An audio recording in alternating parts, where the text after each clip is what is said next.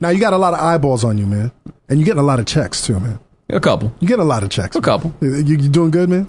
I've done worse. I've certainly done worse. Don't look in a man's wallet. I'm not. Hey, Dallas, why are you always... I agree with you, Dallas. Hold on. I do agree. Every other show brings this up. Why do you two guys kind of hamper what I'm trying to do here? I'm just saying, don't look in a man's wallet. Why not? Doesn't he look like he's doing? He just told you that. Listen, for a job, he gets to hang out with friends. Do you feel I'm looking in your wallet, man? Say it again. Am I looking in your wallet? Yeah, but he's not going to tell you that. I just want to know your financial well-being. You're doing good. He's doing good. Let the man. He looks good. Hold up. Let him answer. Let Bomani answer.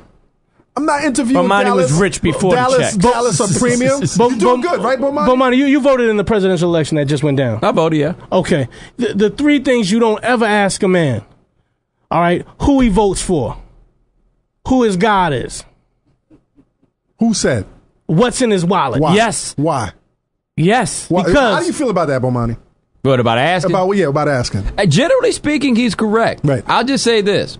I've done worse. I've been in far worse situations. Right. Actually, no, it's funny, though, because your bills are paid. Yeah, my bills are paid. You know, there are some funny parts of that, because for the first time in my adult life, I bought a car this year, which is like a huge thing. It was like a big deal to me, because I hustled. What did you buy? What did you buy? Oh, dude, I'm not full, X6? X6? Man, please. But you do the same thing. No, but see, here's how I play this, though. I bought a 05 Acura RL, because I live in North Carolina, right? But the thing is, it cost $14,000. Like, I'm still riding clean. Like, that's the thing. Yeah. I'm making enough money to ride clean. Right. And it's got heated seats? It does have. Yes, it does. And I have to say, I thought the heated seats would be a little bit overrated. No. They are not overrated at all. They are the greatest. It's the Nets. When you get that car, get heated seats, man. Because I don't have a garage. Those heated seats, man, they come in type lovely. Put some heat on your seat. Going back to what we touched on earlier, man, Melo.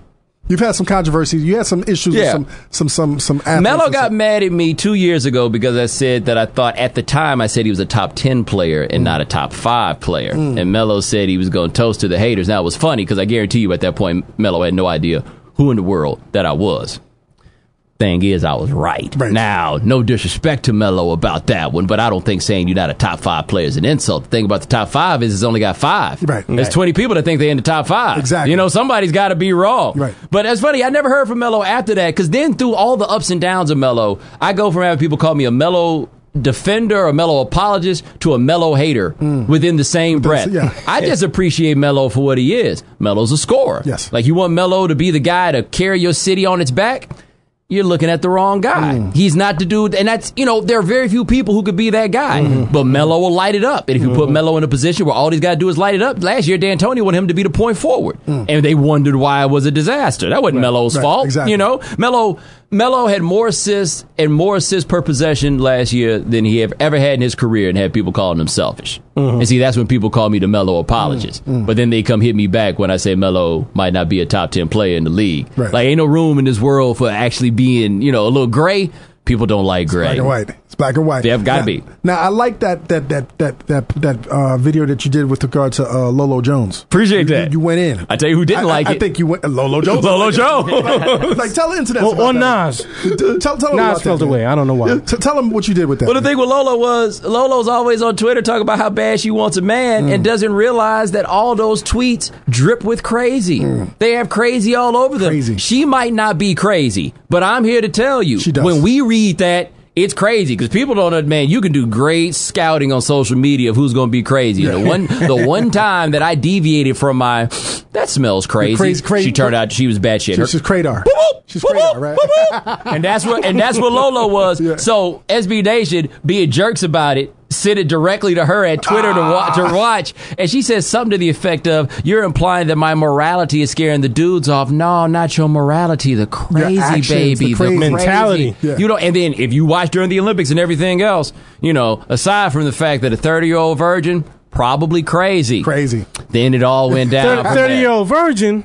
She was a virgin? She is a virgin. No one put a finger on that. You know what happens when the apples stay on the tree too long. Dude, yeah, all I'm saying is this. You got to be crazy to go 30 years without having sex, because that shit's crazy. Yeah. That shit is crazy. Like, I don't care. Like, you're supposed to have sex. And every woman I've ever met who has said that the reason was religion was lying. Right. They thought it at first, but then ultimately it was something else. Right. You're one of the few cats that I read publicly that said that with regard to the Sandusky, that Joe Paterno statue should stay up. I did, and here's why. It's not because I have a reverence for Joe Paterno. It's that if we're going to say that all Joe Paterno was a football coach, the statue was for a football coach. Yes. That was it. And they have added 70, 80,000 seats to that stadium, however many it was since Joe Paterno took over there. They say, we don't want to honor Joe Paterno. Let's break out the crowbars. Let's take down some of these bleachers. Because Joe Paterno's legacy, all those libraries on campus and all the money they raised on the basis of Joe Paterno. You can't fondle that. No, they're going to claim that they want to separate themselves from Joe Paterno. Right. The stuff they can just separate, all the stuff they make money off of. No, they still want to make that money. Yeah, they still want to use Joe Paterno's legacy on the stuff they got. So my thing was, hey, I believe everything that you can say bad about Joe Paterno, I'm right there with you. But just because he's a bad person doesn't mean he wasn't a hell of a football coach. And it takes very few people, I think, in media to be able to be on point, even though what they're saying may conflict with what the general public says. Yeah, what they're going to do, fight? Like, ain't nobody going to run. Well, let me rephrase that. I don't think that many people would try to run up on me. Right. You never know. Bomani, you get a vote for the MLB Ballot Hall of Fame. Do Barry Bonds and Roger Clemens get your nod? Yes and yes. Thank you. Barry Bonds is the best baseball player I've ever seen.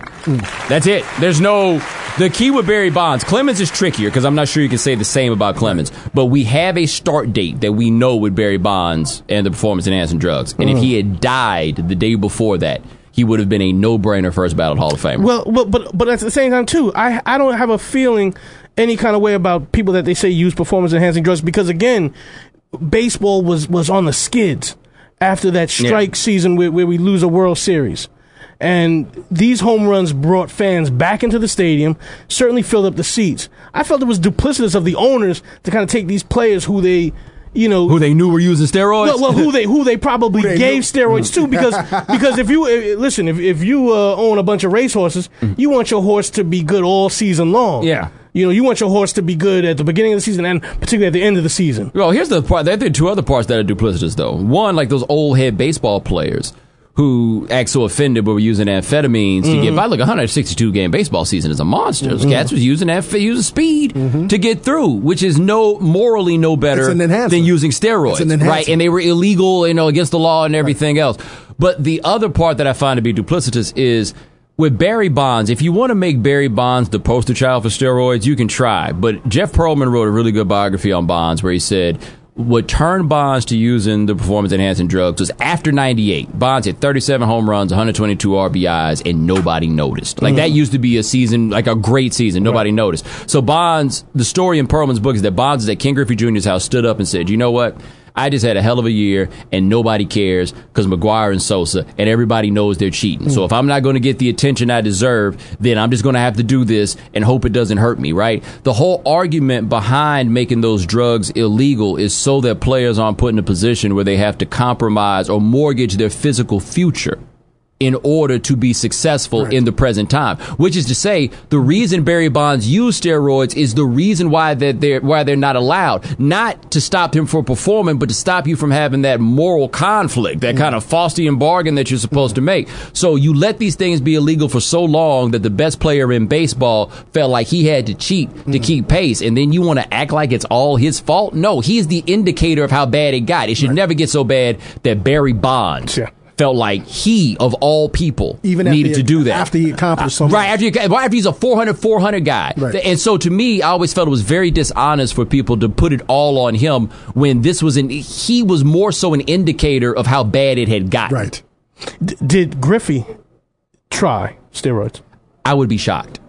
And the reason I would be shocked is he broke down a lot. Right, but the thing was, he broke down because he didn't like to work out. Like, it ain't like steroids are like a needle on a basketball where you just inflate it. Like, it lets you work out more. And Ken Griffey Jr. was on that, those guys, I don't lift weights and mess up my jump shot. He was that kind of guy for baseball. Everybody knows that dude. He was that guy. So if he did, he did. but I would be shocked. Not because I think he was morally above it. Okay. I just don't think that's what happened. Right. See, what's interesting, comment, is that baseball has this morality involved, where football, these guys kill themselves, they die, they shoot other people. And football kind of, we sweep it under the rug. I want to talk about that, man. What do you think about this whole Jovan Belcher thing, man? Man, well, it's tricky because the problem is, for better or worse, dudes do stuff like this all the time. Like, I think people really don't understand how many women get killed by their men on fights or going through or whatever. That happened in my family. Yeah, but I say or just people get mad and then there's a gun and something happens. Like I always say, I had a good friend of mine who got killed, I guess it's about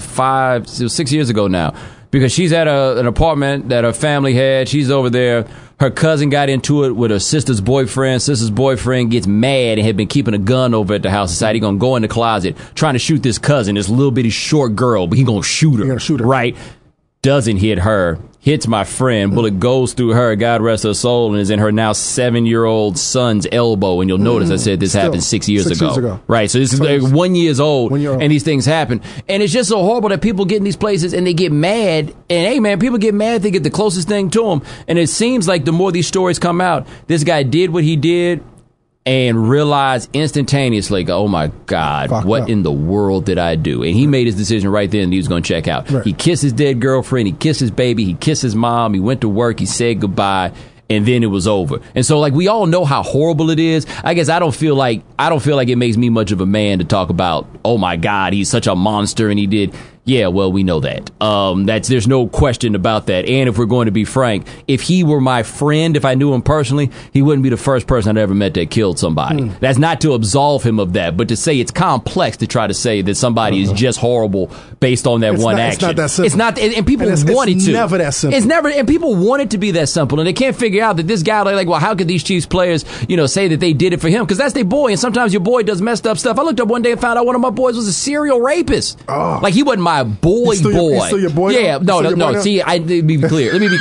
Well, he's in the Bing right now. Okay. But if I knew him and we were friendly, right. But like if he were my boy, hey man, there's a reason that people go to visiting day at jail because it ain't that easy to just cut somebody off on the Joe Paterno. Yeah. We saw that with all those guys. They're like, yeah, you think Joe Paterno's horrible, but Joe Paterno's like my daddy. What kind of tail was your boy going after? Elmo. Dude, if I knew, all I know is this: one night on New Year's Day, he went to a McDonald's and left in handcuffs. And he said that he had gone to the bathroom and tried to force himself upon this Mexican woman. And we were like, oh, man, y'all just making this up. Trying to take a brother down. Right. He just he just thought he was going to the men's bathroom. Y'all trying to take a brother down, man. They got him in there and they ran that DNA and it came up like 4 times. And we like, man, see, they just trying to get all their clearances out all at one time. Actually, what had happened was apparently this was just what he did. That's not what's happening. And I asked those cats, I'm like, what do y'all do? They're like, man, a bunch of them were just so hurt because they had been putting in money and work to get him a good lawyer and everything else. His girlfriend went up there for 2 years to visit him, and he sent her a letter talk about, let me run something by you right fast. It actually turns out that I am guilty of the crimes of which I have been accused. But you the best, baby. Dude, can you imagine that you've been with this dude and been going to visit him in jail for 2 years, and he sends you a letter that says I was lying? That's crazy. But what can you do? Yeah. But I look at what happened there and I was like, man, it's a horrible situation. We'll never know because regular people do this all the time. And he was under a lot of pressure and everything else. Cold world, man. Well, what's your favorite sport, man? Basketball. Everything. I'd say everybody I know that's a music guy is a basketball guy. Yeah. Every person. Because it's the same thing. Like when you think about if we were to take 5 people with instruments, right, we could make a band. Yes. We could figure it out. Even if you gave me 2 drummers and everything else, we'd figure out how to do different things with those 2 drums and we could make a band. With basketball, it's like that. You give me 5 people, we'll figure out what this basketball team will do. Maybe we'll all be quick. Maybe we'll be big or whatever it is, but we'll be able to figure out what to do. Like when you go to hotel bars, I went to a hotel bar when I was in San Jose a couple months ago. You got a keyboard player, had a bass player. No bass player. Keyboard player, guitar player, and a drummer. And they're like, yo, this is what we got. Well, we gonna make a band. Keyboard player, well, you the bass player now. You the one that's got to play the stuff on the bottom. Learn the bass. Right, 'cause that's what we have to do. Right. Like, this is what we have. And basketball is the same way. It's such a natural rhythm of life, and in that sort of way. And we don't take basketball that seriously. Right. We treat football like military. I'm not in this for serious. If I was in this for serious, I wouldn't be doing sports for a living, you know? Right. Post-racial America. We started off in terms of what you used to teach. Yep. No such thing. What's going on with sports in a post-racial America, man? Same thing. Is it going to change? Is it going to change, man? Yeah, the backlash is going to become louder and more explicit. We are in a race works cyclically, and I think people lose sight of that. People, I think, believe that if you start with 1776, that racial progress has been on like this straight upward incline. And no, it's been peaks and valleys. And like we're in a valley right now. Right, like around Reconstruction. Right. Black people had all power things that we'd never seen before. By the 1910s and 1920s, they'd taken all our stuff back, right? Then it starts getting better. You get to the 60s, and then you had another, things get up. And then it starts coming down again. The 90s were pretty good. The 80s were real bad. The 90s were... You think about this for a second. The 90s were pretty good, man. Well, for some blacks. A lot of blacks went to jail. But you know what? But the atmosphere was better. Like, you remember the 90s, the idea that people walking around with cross colors and shirts talking about the end of racism, and that was what was fashionable, right? That's over. Like, we've gone completely in the other direction. We're in the 1980s again in terms of race and stuff. We're going back...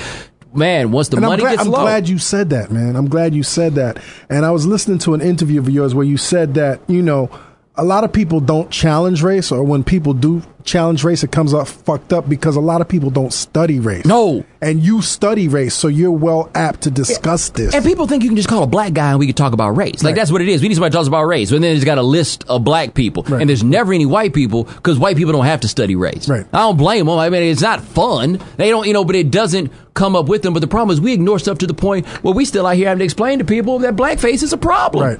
Well, I had to explain that to Pete because we had Toure here a couple of months ago. Why? I'm sorry. I didn't mean to say that out loud. No, it's all right because yeah, Pete, what you got to say, man? You look pretty agitated. No, I'm not agitated. Sure. Well, this is an interesting way for me to find out that you're not Puerto Rican. No. I'm Italian, actually. Okay. No, but we had an incident where Toure was on our show, and Pete was definitely affected by what we were talking about, but at the time he jumped into the conversation, and I don't think he was well versed in terms of what he was. Hold up, man. You ain't let Toure serve you. No. Toure caught me on some black bullshit. He caught me with the black bullshit. Toure was like, listen, you don't realize that the Celtics, had the Jackie Robinson of basketball? And I was like, no. Yeah, and he was like, well, we did. He caught you. And it turns out he caught me with black bullshit. Yeah, he wasn't right. Yeah, the Celtics were horrible that year before, so they had an early draft pick, and they drafted a black dude first. But they didn't sign him. Right. They didn't sign him. Nah, they drafted him. So they drafted him. But that's the black bullshit that Toure spools. But I give to Toure this. He could have gone the right direction on that one because it ain't about the drafting them. It's that era, that Bill Russell era. They were the blackest team in the NBA. They just never bring that up, right? Because when they had Bird, they were the whitest team because Auerbach's philosophy was, I'm gonna get the guys that make my main guy the most comfortable. Because Auerbach was many things a racist, he was not. So those 80s Celtics teams that black people hate so much, it was Auerbach doing the same thing he had done before. He had Larry Bird. He got a bunch of guys around Larry Bird, and by the way, those white dudes could ball. He wasn't picking up because Larry Bird. Larry Bird was not about to be respected. Some white dude playing basketball unless he could ball. Right. Yeah, man. Right.